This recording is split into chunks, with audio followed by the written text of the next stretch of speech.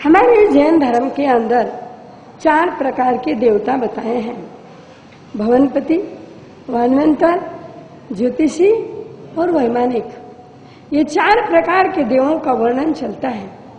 इन 4 प्रकार के देवों के अंदर ग्रह, नक्षत्र, तारा, चांद और सूरज ये ज्योतिषी देवता में आते हैं।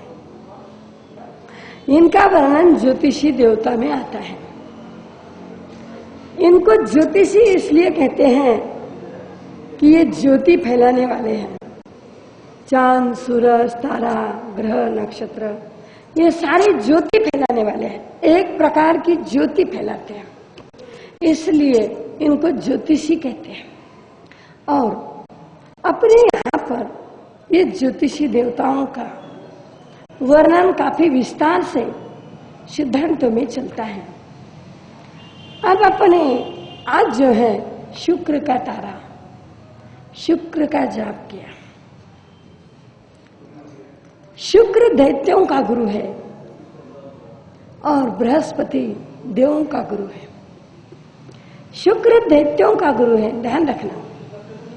देवों को संभालना बहुत सरल है, बहुत इजी है। देव स्वरूप इंसान को संभालना बहुत इजी है, लेकिन दैत्यों को संभालना बहुत मुश्किल है। दैत्यों को कैसे संभाल सकते हैं?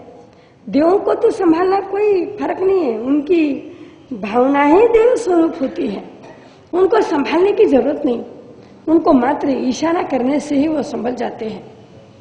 और दैत्य जो होते हैं वो तो हरगिज नहीं संभलते। तो शुक्र जो है वो दैत्यों का गुरु है, जिसने दैत्यों को अपने कंट्रोल में रखा, जिसने दैत्यों को संभाल करके रखा, जिसने दैत्यों को देवों को कंट्रोल में रखना, सज्जन व्यक्तियों को कंट्रोल में रखना कोई बहुत बड़ी बात नहीं है, बहुत बड़ा काम नहीं है ये। लेकिन दैत्यों को कंट्रोल में रख करके उनके पास से काम करवा के लेना ये बहुत बड़ी बात है। तो शुक्राचार्य जो थे, जिन्होंने दैत्यों को कंट्रोल में रखा और रख करके, ऐसा कहीं वर्णन है कि उन्होंने उनको संजीवनी दे करके क्या बनाया था? संजीवनी दैत्यों को दे करके शुक्राचार्य ने अमर बनाया था। वो बहुत बड़ी कथा है। फिर देवता कोई उसके अंदर गए और ये वो सारी बातें अपने को लेना देना नहीं, अपने को मात्र इतना ही लेना है कि उन्होंने दैत्यों को अमर बनाया। राक्षसी वृत्तियों के ऊपर उन्होंने कंट्रोल किया। तो आज का शुक्र हमें यही कहता है कि मानव, तुझे राक्षसी प्रवृत्तियों के ऊपर कंट्रोल करना है। हमारे भीतर, अरे बाहर तो दैत्य हो या ना हो, लेकिन हमारे भीतर कितने तो भी दैत्य बैठे हुए हैं। उन सारे दैत्यों के ऊपर कंट्रोल करने के लिए या आज के शुक्र का जाप होता है। हमारे भीतर में दैत्य स्वरूप कई विकृतियां चढ़ी हुई है, जाने अनजाने में कई विकृतियां हमारे भीतर बैठी हुई है, और वो विकृतियां हमें संस्कृति में आने के लिए रोकती है। इसलिए ये सुविधिनाथ भगवान का जाप है। सुविधिनाथ भगवान का जाप हमारे बुद्धि को शुद्ध करते हैं। दुनिया इधर की उधर हो जाए, चाहे जितना राक्षस हमारे सामने आके खड़ा हो जाए, लेकिन सुविधिनाथ भगवान का जाप यदि चलता है तो व्यक्ति अपने जिंदगी में गलत कर्म नहीं कर सकता, सत्कर्म ही करेगा। उसके हाथ से सत्कर्म ही होंगे। इसलिए यहाँ पर सुविधिनाथ भगवान का जाप चलता है। हमारे सिद्धांतों में बहुत सुंदर कॉम्बिनेशन किया है। पूरे 24 तीर्थंकरों के जैसे नवकार मंत्र के कलर है ना, ऐसे 24 तीर्थंकरों के भी अपने अपने कलर हैं। सुविधिनाथ भगवान का कलर सफेद है, यानी सुविधिनाथ भगवान कोई सफेद कलर के नहीं थे, लेकिन सफेद कलर के पुद्गल जो थे उस सुविधिनाथ भगवान को स्पर्श करते थे। इसलिए सफेद कलर के पुद्गलों का स्पर्श सुविधिनाथ भगवान के पास में था, इसलिए सुविधिनाथ भगवान का कलर जो है वो सफेद है। शुक्र का कलर जो है वो सफेद है। अरिहंत परमात्मा का कलर जो है वो कैसा है? सफेद है। बराबर कॉम्बिनेशन किया है, बहुत सुंदर कॉम्बिनेशन किया है इस जाग का। तो शुक्र का तारा तेजस्वी और ओजस्वी होता है। पहला एक जमाना था जिस समय पर शादी हो करके पति पत्नी घर में आते तो पहले उनको शुक्र का तारा दिखाया जाता था। अब आजकल तो तारे तारामंडल में रह गए। आजकल तो तारे नभमंडल में देखने के लिए किसी को फुर्सत नहीं है, इसलिए तारामंडल में तारे देखने के लिए लोग जाते हैं। पहले युग था पति पत्नी शादी होके आए कि उनको शुक्र का तारा दिखाते थे। दिखाते हुए ये बताते थे कि तुम्हें इसके जैसा तेजस्वी, ओजस्वी और स्थिर बनना है। शुक्र का तारा तेजस्वी, ओजस्वी और स्थिर होता है। एक ही दिशा में शुक्र का तारा निकलता है। शुक्र का तारा कभी भी अपनी दिशा बदलता नहीं, तेजस्वी होता है। और जिसका शुक्र प्रभावशाली होता है वो तेजस्वी होता है, ओजस्वी होता है और स्थिर होता है। स्थिर होता है। आमोद, प्रमोद और एंजॉय, मैंने आपको कल ही कहा, आमोद, प्रमोद और एंजॉय कराने वाला ग्रह है शुक्र। जिसका शुक्र पावरफुल होगा, उच्च का होगा या स्वग्रही का होगा, वो व्यक्ति, जिसका उच्च का होगा शुक्र, वह व्यक्ति बहुत एंजॉय करेगा अपनी जिंदगी में। जो भी चीज मिली है उसका एंजॉय करेगा। वो साधु भी बन गया तो आचार्य बनेगा, साधु भी बन गया तो आचार्य बनेगा, गृहस्थ में रह गया तो राजा बनेगा, ग्रुप में रह गया तो लीडर बनेगा। ये उसका व्यवस्थित वर्चस्व होता है, उस ग्रह का ही वर्चस्व होता है। राजा होते जैसे हमारे आचार्य थे, राजा के जैसे सुख भोगते हैं। चारित्र्य भी ले लिया तो राजा के जैसा ऐश्वर्य भोगते हैं। जहां जाते हैं वहां ताम झाम, ये वो, अमुक तमुक, ऐसा वैसा, सारे राजसी ही। योगी भी बन गए तो राजसी योगी बनते हैं, राजा कहते हैं। आचार्य को क्या कहते हैं? सारे संत समुदाय का, श्रावक समुदाय का, श्राविका समुदाय का, चतुर्विध संघ का राजा कहते हैं, नेतृत्व करने वाला कहते हैं। तो जिनका शुक्र मजबूत होता है, उच्च का होता है, वह व्यक्ति भले एंजॉय करे लेकिन सात्विक एंजॉय करता है। सात्विक एंजॉय करता है, एंजॉय करता है लेकिन किसी को तकलीफ दे करके सुख नहीं भोगता। सात्विक एंजॉय, उसका अपने सुख, अपने पास में जो भी कुछ है उसको वो आनंद के साथ में भोगता है, उसको वो अच्छी तरह से भोगता है, एंजॉय करता है, आनंद करता है, आनंदी होता है, वो मस्त होता है, हंसता है, खेलता है, खिलखिलाता है। जहां भी जाता है वहां का वातावरण, वो व्यक्ति गया, शुक्र प्रधान व्यक्ति जहां भी पहुंच गया वहां का वातावरण एकदम हंसता खेलता खिलखिलाता बना देता है। वो न कभी नर्वस रहता है और न कभी किसी को नर्वस रहने देता है। और वो व्यक्ति का वर्चस्व ही ऐसे होता है, वो व्यक्ति का प्रभाव ही ऐसा होता है कि वो व्यक्ति आते ही सारे लोग हंसने लगते हैं। सबके चेहरे पर एक तरह की खुशी की लहर दौड़ जाती है। वो व्यक्ति घर में आता है तो सारा घर भरा भरा लगता है। वो व्यक्ति समाज में आता है तो सारा समाज भरा भरा लगता है। ऐसा होता है, कई बार आप अनुभव करो। कोई व्यक्ति अपने घर में शुक्र प्रधान होना तो आया कि घर भरा भरा लगता है, और वो व्यक्ति चला गया ना तो घर में सुना सुना लगता है। 10-20 लोग घर में होते हैं, लेकिन एक आधा व्यक्ति का ऐसा प्रभाव होता है कि वो घर में आया कि घर भरा भरा लगता है, और वो घर के बाहर निकल गया कि सुना सुना लगता है। ये प्रभाव है शुक्र के व्यक्तित्व का, ये प्रभाव है शुक्र के व्यक्तित्व का। शुक्र का व्यक्तित्व ही ऐसा होता है कि जो जहां जाए वहां भरा भरापन, जहां जाए वहां आनंद ही आनंद। जैसे गुलाब का फूल स्मशान के अंदर भी जाए तो खिला ही खिला है, मुर्दे के ऊपर डाले, शव के ऊपर डाले तो भी खिला ही खिला दिखता है, भगवान के ऊपर चढ़ाए तो भी खिला ही खिला दिखता है, किसी नेता के गले में पहनाए तो भी खिला ही खिला दिखता है। ऐसे ही शुक्र प्रधान व्यक्ति समाज के अंदर भी आके बैठ जाए ना तो एक नव चैतन्य निर्माण होता है। परिवार के अंदर आ जाए ना तो एक नव चैतन्य निर्माण होता है। चेतना है, उच्च के शुक्र के अंदर एक चेतना होती है। कोई संत गांव में आते हैं ना तो ऐसा आह्लाद भरा वातावरण होता है कि इच्छा ना होते हुए भी, 1000 काम होते हुए भी व्यक्ति की उसके पास जाने की इच्छा होते होते समझ जाना ये शुक्र प्रधान व्यक्ति है।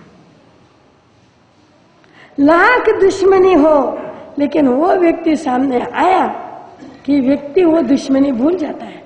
पीठ के पीछे लाख उसकी बातें करने दो, लेकिन सामने आया कि हाथ जोड़े बगैर नहीं रह सकता, यो सामने वाला व्यक्ति शुक्र प्रधान होता है। वर्चस्वी, तेजस्वी और स्थिर। आपने देखा होगा आचार्य भगवान को 5-5 घंटे, 6-6 घंटे, 8-8 घंटे बैठते हैं वो लोग, तो क्या है, पैर नहीं हिलाते। तुम लोगों को देखो ना, अभी 1.5 घंटा बैठना है तो कितने पैर हिलाओगे। तुम कहते हो ना थोड़ा पग खुला कर लेवा, लोग कहते हैं थोड़ा पग भोकड़ा कर लेवा। वो शुक्र प्रधान लोग जो होते हैं ना वो पैर खुले नहीं करते, उनके पैर खुले ही। 24 घंटे उनको यदि एक आसन से बैठा दो पैर नहीं हिलाएंगे। ये उनका स्थिरपना होता है, स्थिर होते हो एकदम स्थिर, पहाड़ के जैसे स्थिर। चाहे जो आपत्ति आने दो वो स्थिर, अपना स्थैर्य डोलने ही नहीं देते। बहुत बड़ा महत्व है शुक्र का अपने आप में, और डिगने नहीं देता, इंसान को हिलने नहीं देता। आजकल लोग हिल जाते, लोग कहते हैं हमारा साहब मैं हिल गया, अमुक एक ऐसा हुआ और हमारा पूरा परिवार हिल गया। पर कोई व्यक्ति ऐसे पहाड़ के जैसे होते हैं, कोई हिलते नहीं। दुनिया इधर की उधर हो जाए लेकिन वो स्थिर है। ये शुक्र का प्रभाव होता है। हमारे आचार्य भगवंत के सामने देखो, मनमाड़ के जैसा कांड हो गया फिर भी स्थिर। मनमाड़ के जैसा कांड हो गया फिर भी स्थिर, एकदम स्थिर। हाँ, अमृत महोत्सव जैसा महोत्सव हो गया फिर भी स्थिर। स्थिरावला समाधित स्थित प्रज्ञ कसा से, कृष्णा सांग कसा चाले, कसा बोले फिरे कसा। स्थित प्रज्ञा नसे दुखात उद्वेग, सुखाची लालसा नसे, नसे तृष्णा भय क्रोध, तो स्थित प्रज्ञा संयमी। स्थित प्रज्ञा होता है शुक्र का व्यक्ति, एकदम स्थिर। जो आया वो आया, वो ये सोचता है आज आया कल जाएगा। और जिसका शुक्र नीच का होता है वो व्यक्ति दैत्य के जैसा काम करता है। वो तो ये सोचता है दूसरों को मार के मैं सुखी बनूंगा, इसको मार के मैं एंजॉय करूंगा, किसी को खत्म करके मैं एंजॉय करूंगा। और कोई खत्म होता है, कोई नष्ट होता है, कोई दुखी होता है तो ये हंसता है, वाह हो गया मेरे मन के जैसा, मैंने यही तो सोचा था, मेरी यही तो भावना थी, हो गया मेरे मन के जैसा, जीत गया मैं। ये कौन करता है? ये नीच का शुक्र ये काम करता है। वो दैत्य है ना, आखिर में तो दैत्य है। शुक्र आखिर में शुक्र है। एंजॉय तो एंजॉय, एंजॉय तो दोनों करेंगे, लेकिन एक किसी को नष्ट करके एंजॉय करेगा और एक किसी को फुला के एंजॉय करेगा, एक किसी को नष्ट करके स्थिर हो जाएगा और एक किसी को बढ़ा के स्थिर हो जाएगा। जिसका नीच का शुक्र होता है ना, वो भी स्थिर होता है। 5-50 लोगों को मार डालेगा, खून कर देगा, हत्या कर देगा, लेकिन स्थिर खड़ा हो जाएगा। वो हिलेगा डलेगा नहीं, उसको कोई फर्क पड़ेगा नहीं। जेल में ले जाना है ना, ले जाओ, ले जाओ जेल, जहां जाना है वहां जाने के लिए हम तैयार है। कर दिया, कर दिया। तो ये भी कौन करवाता है? ध्यान रखो, जिंदगी के अंदर ये सारी बातें जो होती है, ये ग्रहों के अधीन नहीं, कर्मों के अधीन होती है। मैं आपको रोज रोज बात रिपीट कर रही हूं, ग्रह रिपीट कर रही हूं, ग्रह के साथ में कर्म रिपीट कर रही हूं कि जब हमारे कोई जन्म के गलत कर्मों को लेकर के हम यहाँ पर आते हैं तो नीच का शुक्र हमारी पत्रिका के अंदर पड़ जाता है और वो नीच का शुक्र हमें नीच कर्म करवाने लगता है, नीच कर्म कराता है। इतने नीच कर्म कराता है। राक्षस कितने नीच कर्म करते हैं आपको मालूम? कितने नीच कर्म करते हैं। और उच्च का हो तो उच्च कर्म करवाता है, उच्च का हो तो उच्च कर्म, अच्छे कर्म करवाता है। कई बार नीच का शुक्र भी कभी कभी अच्छे जगह पर आ जाए तो वो अच्छा कर्म करवाता है। हमारे यहाँ पर एक श्रीरंगा नाम का, कौन लिखे?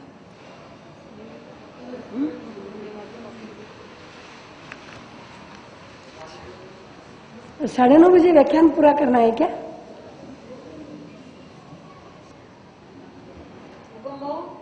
मेरे पास में चिट्ठी आई है, तो आप बोलो तो मैं पूरा कर दूं 5 मिनट में, कोई फर्क नहीं पड़ता है। तो भाई श्री रंग, एक बात मैं आपको बताती हूं कि कैसी जिंदगी होती है। वहां पर एक बहन रहती थी, एक बहन रहती थी। आपको तो कोई गड़बड़ नहीं है ना? आपको कोई गड़बड़ नहीं है ना? तो एक बहन रहती थी। अब वो गरीब परिवार के अंदर उसका जन्म हुआ था, लेकिन बहुत सुंदर, बहुत सुंदर, अत्यंत सुंदर। उसको प्रकृति ने गरीब परिवार में जन्म दिया, लेकिन सौंदर्य खूब दिया। एक राजा के रानी को जो सौंदर्य नहीं होता है, वो सौंदर्य उसको मिला। इतनी गरीबी के खाने पीने के लिए मोहताज। अब देखो, समय, मजबूरी इंसान को कभी कभी गलत बना देती है। उसके सौंदर्य के ऊपर कई भौरे मुग्ध होते हैं और लोग उसका भोग करते हैं, उसको पैसे देते हैं।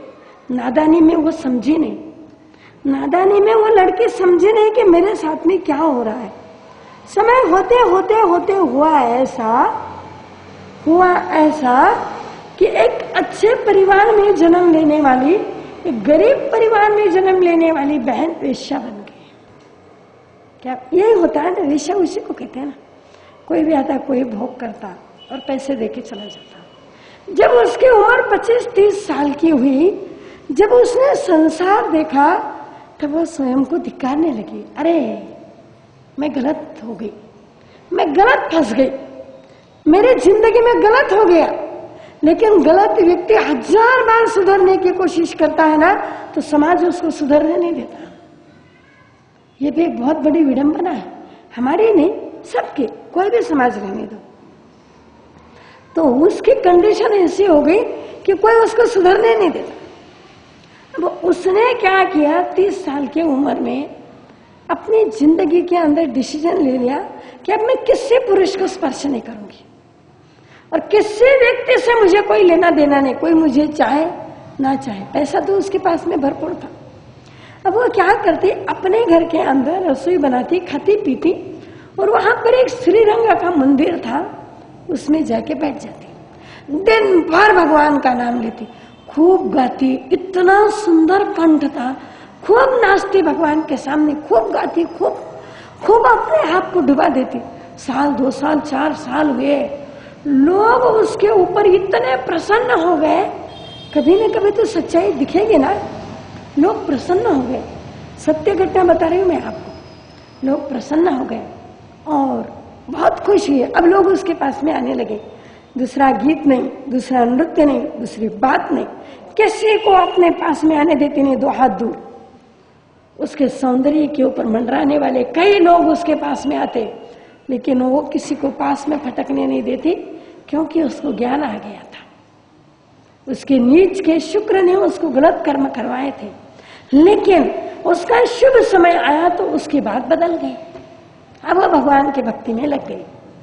उस समय पर खिलजी घराने का राज था, वो अलाउद्दीन खिलजी वगैरह ये वो, उनका ऐसा नियम था कि उनको हिंदुओं के मंदिर तोड़े बिना चैन नहीं मिलती थी। वो डेली 2-4 हिंदू के मंदिर तोड़ते, उनकी संपत्ति लूटते, बाद में उनको अच्छा लगता।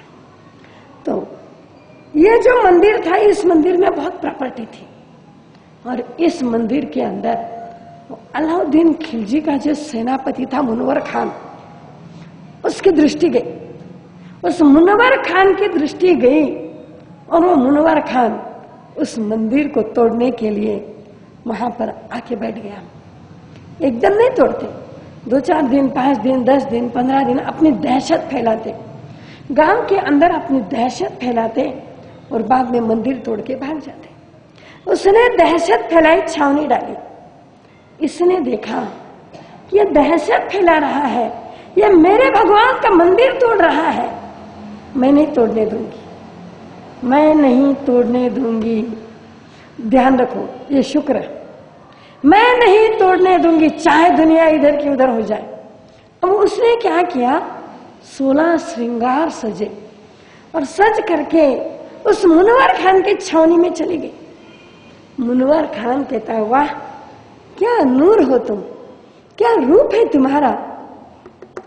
यदि तुम कोई मुस्लिम घराने में जन्म लेती तो आज मैं तुम्हें मेरी हुरमा बना करके अपने पास में रख लेता। वह कहती है, जन्म नहीं लिया तो क्या हुआ, मुस्लिम बनने को तैयार हूं ना, मैं मुस्लिम बनने को तैयार हूं, जन्म नहीं लिया तो क्या हुआ। बहुत खुश हूं, ठीक है, बहुत अच्छा, फिर तो मैं जीत गया। बोले चलो अपन एक काम करते हैं, आज रात को मैं मेरे भगवान के सामने लास्ट नृत्य करूंगी, तुम सब जने आना देखने के लिए। और उसने सबको बुलाया, खूब सुंदर श्रृंगार सजे, सारा गांव दहशत में था, मंदिर टूटने को था, परिस्थिति विकट थी, 5, 50, 100, 200, 400, 1000 लोग मरने वाले थे, ऐसी कंडीशन आ गई थी। बहुत बड़ा पंडाल डाला था और इसने क्या किया, उसके पास में जा करके उसे शराब पिला दी मुनव्वर खान को। इसको मालूम था ना, इसने देखा था कि पुरुष क्या होता है, इसको मालूम था कि विषयासक्त पुरुष की प्रवृत्ति क्या होती है, ये वो नारी समझ चुकी थी। इसने उसको शराब पिलाई, फिर वहां बैठा है सामने और भगवान के सामने नृत्य करने लगी। नृत्य करती और इसको शराब पिलाती, नृत्य करती और इसको शराब पिलाती। इतना शराब के अंदर उसको छका दिया और बाद में उसका हाथ पकड़ा, हाथ पकड़ करके नृत्य करने लगी, नृत्य करने लगी, नाचने लगी, नृत्य करने लगी। और मंदिरों के सामने अक्सर क्या होते थे, साइड में कुएं होते थे, एक झाड़ और एक कुआं हर पहले मंदिर के पास में हुआ करता था।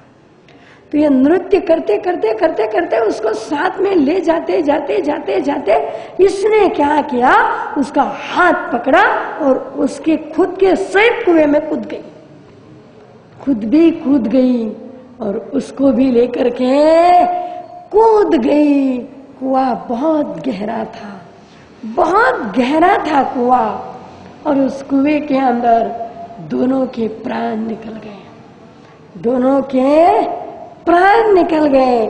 और जिस समय पर दोनों के शव बाहर निकाले तो लोगों ने उसे रंगा नायका कहा। उसका मंदिर रंगा नाम था। रंगा नायिका का मंदिर आज भी वहां पर प्रसिद्ध है। वो रंगा नायिका का जिस तरह से मीरा की भक्ति की जाती है राजस्थान में, ऐसे ही उस रंगा नायिका की भी भक्ति की जाती है, जिसने स्वयं के प्राणों की आहुति दे करके मंदिर को बचा दिया। मंदिर को बचा दिया, वो गिर गया और ये खबर अलाउद्दीन खिलजी को लगी और उसने सोचा जिस देश में ऐसी स्त्रियां हैं जो अपने प्राण अपने मंदिर की रक्षा के लिए, अपने धर्म की रक्षा के लिए दे सकती है, उस क्या है उस देश के अंदर अब इसके बाद में मैं कोई मंदिर तोड़ूंगा नहीं। एक नारी की कर्तव्यगारी, एक नारी की कर्तव्यगारी ऐसी थी। ये शुक्र का प्रभाव, ये शुक्र का प्रभाव। उसने क्या कर दिया, बचा दिया, बचा लिया और बचा करके स्वयं को खत्म कर दिया। स्थिर, ये स्थैर्य होता है। प्राण दे देते हैं ऐसे लोग, ऐसे लोग प्राण छोड़ने के लिए विचार नहीं करते। नीच का हो तो हिंसा करके प्राण दे देते हैं। आपको मालूम है राजीव गांधी की हत्या करने वालों ने खुद को भी खत्म कर दिया, खुद को भी क्या कर दिया, खत्म कर दिया। उसी क्षण ये लोग डरते नहीं, मारने को और मरने को डरते नहीं, ये खत्म कर देते। और उच्च का जिनका हो वो बचाने को और बचने को डरते नहीं, वो बचा देते हैं। हमारे जीवन के अंदर बहुत बड़ा प्रभाव होता है। और जब जब इसकी दशा फिरती है, जब जब शुक्र की दशा फिरती है, तब तब सज्जन व्यक्तियों की बुद्धि भी भ्रष्ट होती है। बड़े बड़े साधु भी डिग जाते हैं, बड़े बड़े ऋषि मुनि भी खत्म हो जाते हैं, बड़े बड़े सज्जन पुरुष भी नष्ट हो जाते हैं। इसलिए ये जाप करवाए जाते हैं। जाप क्यों करवाए जाते हैं? इसलिए ये जाप करवाए जाते हैं, ये आराधना करवाई जाती है, ये अनुष्ठान करवाए जाते हैं। हमारा जैन शासन एक उज्जवल शासन है।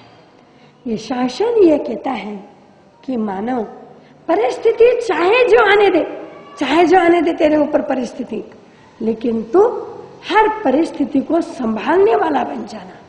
और संभालने वाला बनने के लिए ही शुक्र की आराधना है। शुक्र की आराधना किसके लिए है? संभालने के लिए और संभलने के लिए है। ओजस्वी, तेजस्वी और वर्चस्वी बनने के लिए शुक्र ग्रह की आराधना की जाती है। इसलिए सुविधिनाथ भगवान का चिंतन किया जाता है। अब सुविधिनाथ भगवान कौन थे, ये हम अगले शुक्रवार को देखेंगे। अगले शुक्रवार को देखेंगे कि सुविधिनाथ भगवान, पुष्पदंत भगवान कौन थे, क्या किया उन्होंने, क्या किया, किस तरह से उन्होंने सद्बुद्धि दी, क्यों उनका नाम सुविधिनाथ रखा गया। ध्यान रखो क्यों रखा गया, यह हम अगले शुक्रवार को देखेंगे, आज नहीं देखेंगे। आज तो मैं आपको इतना ही कहती हूं कि दैत्यों का गुरु शुक्र और देवों का गुरु बृहस्पति। कल हमने गुरुवार देखा, देवों का गुरु है बृहस्पति और दैत्यों का गुरु है शुक्र। शुक्राचार्य ने दैत्यों को संभाला है। हमें भी अपने भीतर के राक्षसीय प्रवृत्तियों को संभालना है। जिंदगी के अंदर सच्चा एंजॉय करना है, जीवन के अंदर सच्चा सुख भोगना है, अपने संपत्ति का सुख भोगना है, अपने संतति का सुख भोगना है, अपने सत्ता का सुख भोगना है, अपने सामग्री का सुख भोगना है, अपने समृद्धि का सुख भोगना है, तो शुक्र की आराधना करना है। तो किसकी आराधना करना है? तो शुक्र की आराधना करना है। किसका? वापस रिपीट करो, अपनी सत्ता का, अपने संपत्ति का। नहीं तो कई लोग हमने देखे हैं, कई लोग कहते महाराज साहब जब गरीब थे ना, जब परिस्थिति कमजोर थी ना, उस समय पर कितना भी मीठा खाते थे पच जाता था। जब मीठा खाने को रोज मिलता नहीं था और आज करोड़ों की प्रॉपर्टी आ गई, आज मीठा खाने को मिलता है तो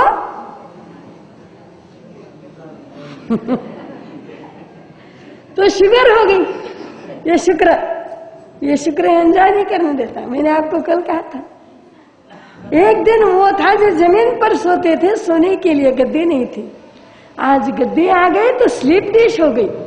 ये शुक्र ये आनंद नहीं लेने देता, कुछ भी होने दो। आज क्या है, करोड़ों का बंगला बन गया तो हम रहते लातूर में। बेटा कहता है मैं लातूर में रहूंगा, बेटा रहे बंबई में, माँ बाप रहे लातूर में, बेटी रहे अमेरिका में। तुम बोलो तुमने संतान का क्या सुख लिया? तुम बोलो तुमने संतान का क्या सुख लिया? हमारा संस्कृति तो कहती है हा? झगड़ो लेकिन बिछड़ो मत, झगड़ो लेकिन बिछड़ो मत। भले बाप बेटे झगड़ो ना, भले ही सास बहू झगड़ो, लेकिन बिछड़ो मत। झगड़ना बुरा नहीं है, बिछोड़ना बुरा है। और जिसका शुक्र नीच का होता है, गलत होता है ना, वो बिछोड़ जाते हैं। क्या मतलब है? मैंने कई परिवार में देखा, अमेरिका के अंदर रहते हैं, मेहमान के जैसे बहू बेटे साल में एक बार महीना डेढ़ महीना आते हैं, मेहमान के जैसे रहते हैं। माँ बाप को क्या सुख है उन बेटों का? हाँ? माँ बाप कहते माँ सब टीवी में देखते हैं, बेटा क्या कर रहा है, बहू क्या कर रही है, पोता क्या कर रहा है, अरे तेरी ले जाके। हाँ?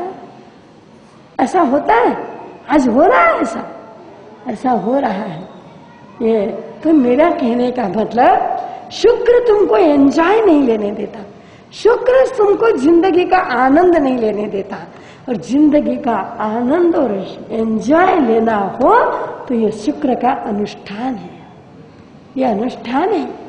इसलिए ये अनुष्ठान कराए जाते हैं, इसलिए ये जाप कराए जाते हैं कि कहीं तो हम सुधर जाए।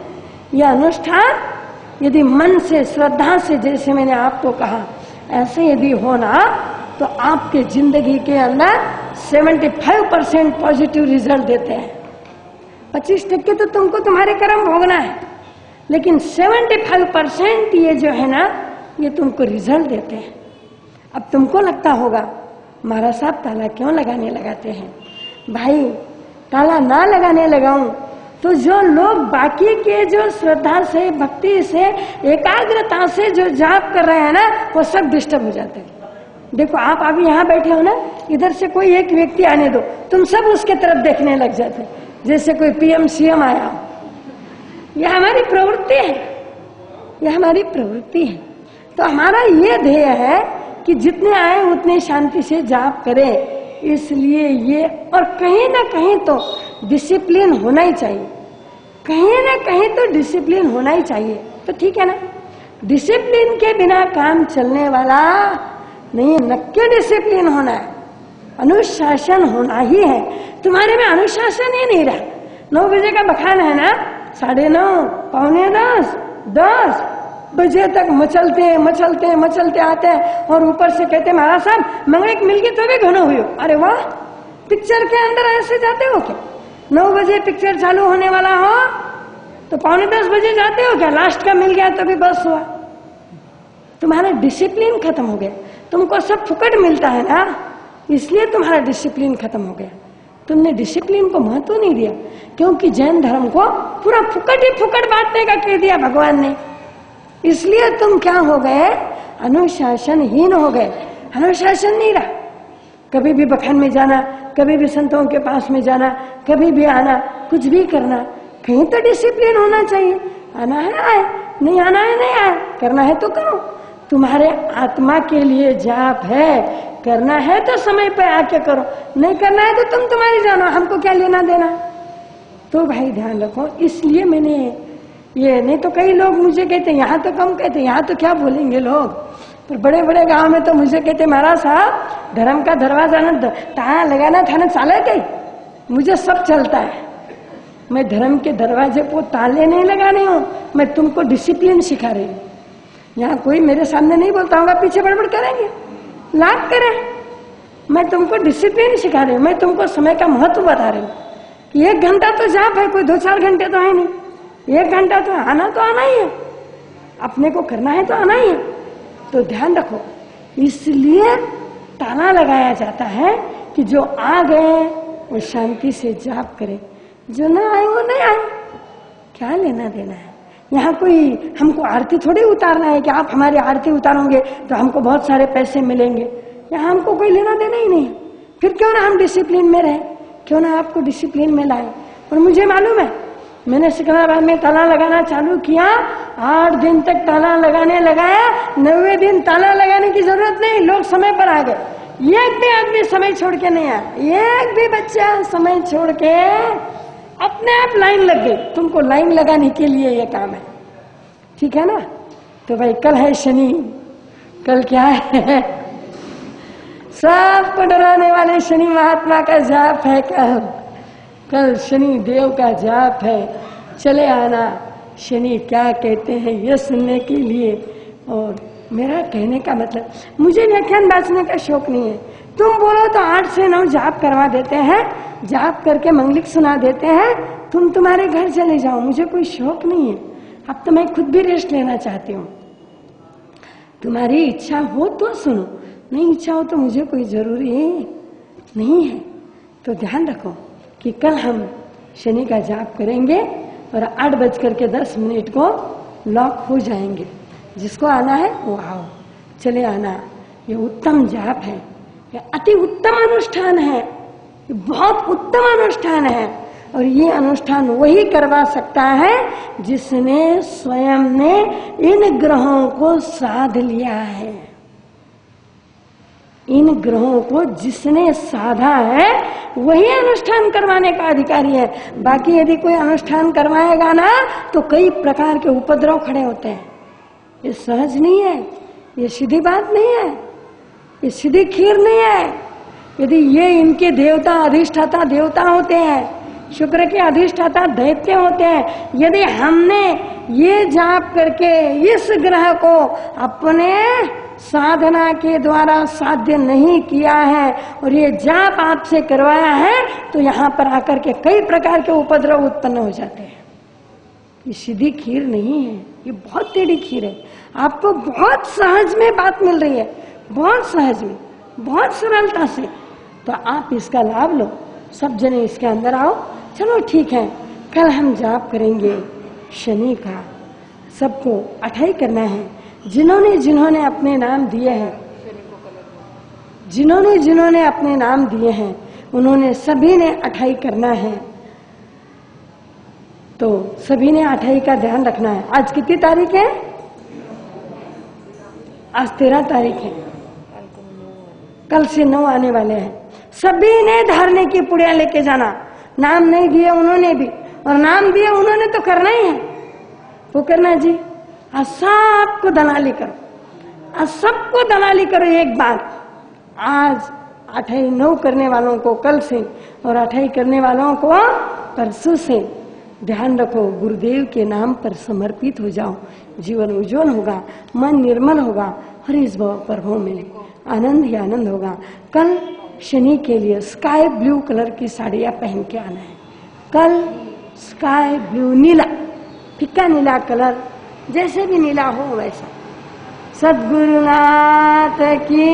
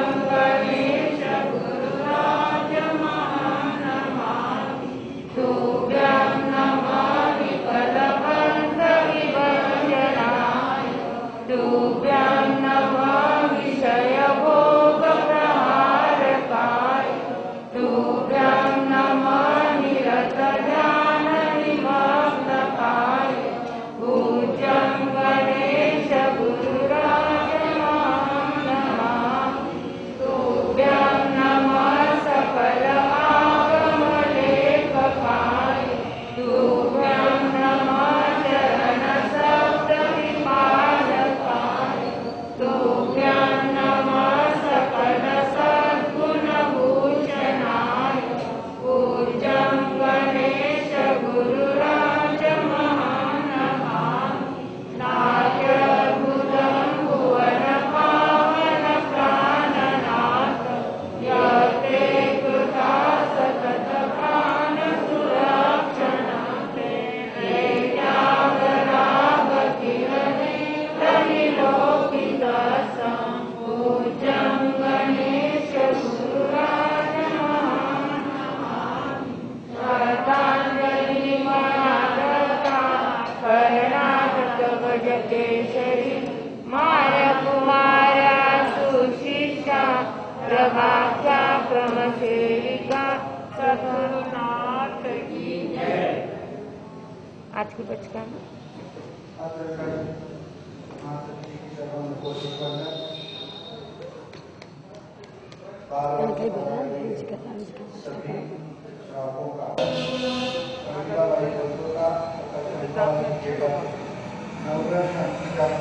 नहीं नहीं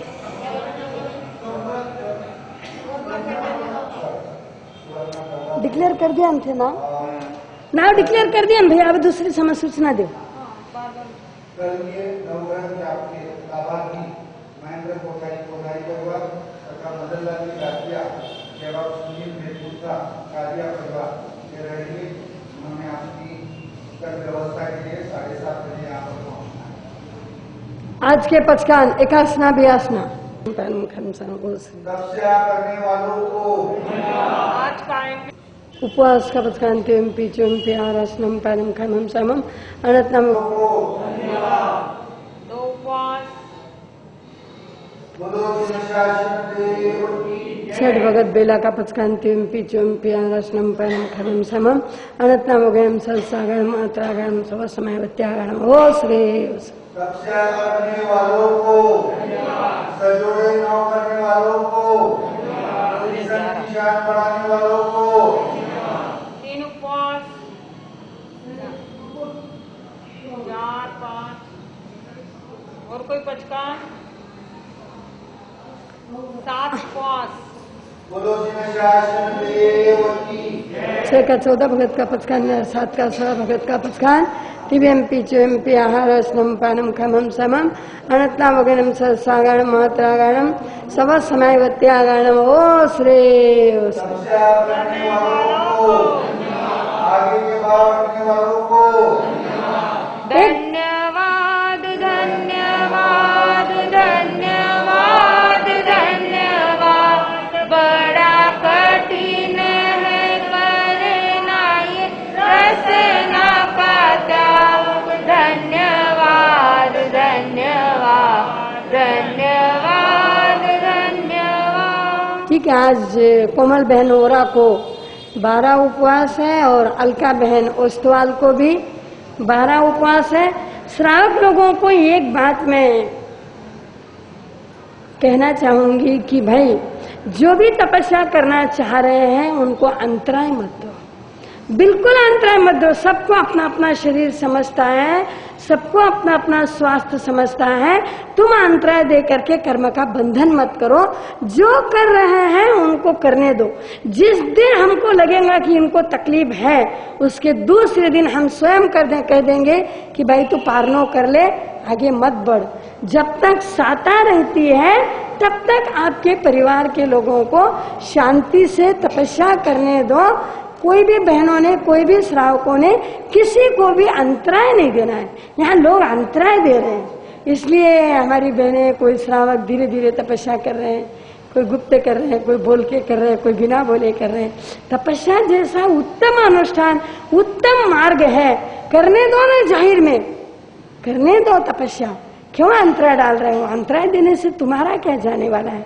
इसलिए मैं सब श्रावकों से, ऐसे तो कोई दे नहीं रहे हैं, लेकिन कोई एक आध दो के मन में भावना होंगी तो उन्होंने अंतराय नहीं देना, ठीक है?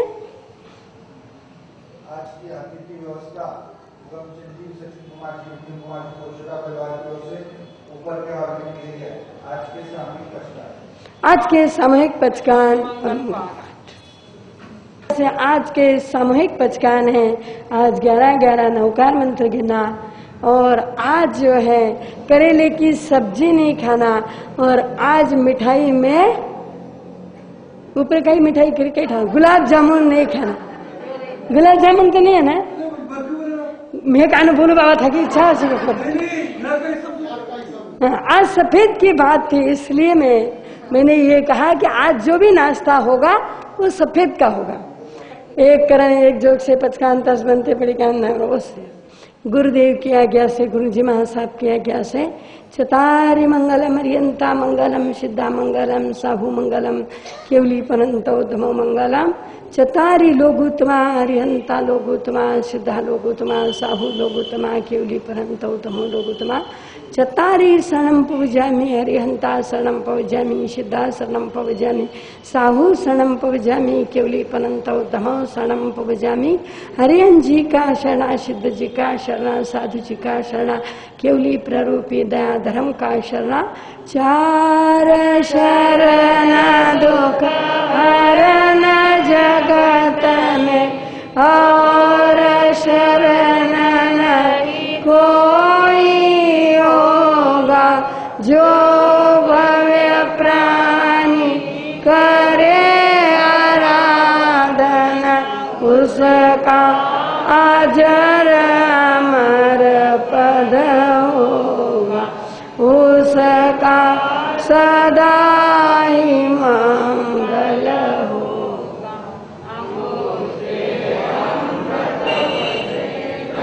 सारे जी का नहीं कृष्ण वाला वो नहीं कृष्ण वाला जी का कृष्ण वाला है, जी का कृष्ण कक्षा चाहिए वो चाहिए सामने से आए हर एक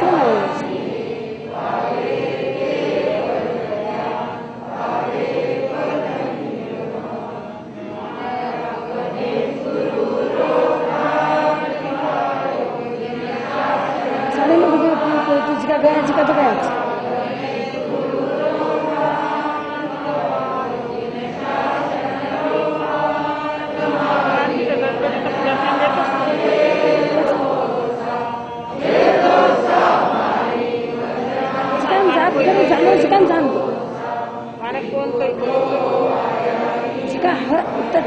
आज एक आगर में घनी फन करती गई, दरवाजा नहीं खोले ना, बहुत फन करती